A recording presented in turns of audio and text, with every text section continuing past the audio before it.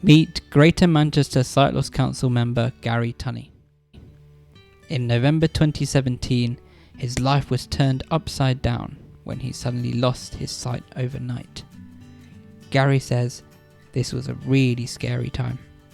Gary decided to volunteer for the RNIB. He soon realised that there were many other blind and partially sighted people in his community who felt isolated and unsupported. So he decided to set up his own support group. It brought together blind and partially sighted people as well as visual impairment professionals who could offer support. The success of the group has inspired Gary to continue helping others. Gary is now a fully fledged member of the Greater Manchester Sight Loss Council and is focused on the priority area of technology. My name's Gary Tunney. My eye condition is sudden overnight loss of sight through an ocular stroke. So I didn't go out the house for a year because I'm on my own, I live on my own, and I was just too scared to use public transport to go out, to go to the shop, so I relied on my daughters. And then I thought, well, I can't keep relying on them because, they do live locally, but they've got young families, and I thought I'm taking up too much of their time. I subsequently volunteered for the RNIB,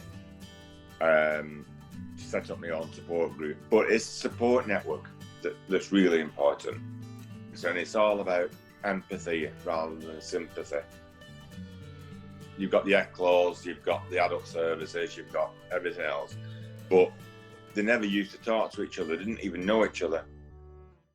What I managed to do in the end is get all these people, the council, social services, the ECLO and everything, they all get together. So I feel as though I've achieved that now.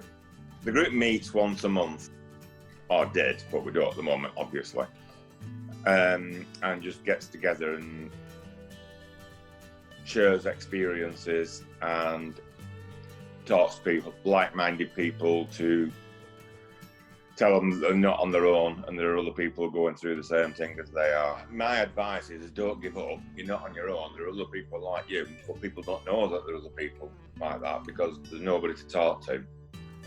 Just talk to each other, make some friends. Let's see what's going on, arrange some activities and just, change people's lives as well as your own. When you're doing this, that you're doing the right thing is that if you go to sleep happy and you wake up happy, then you're doing something right.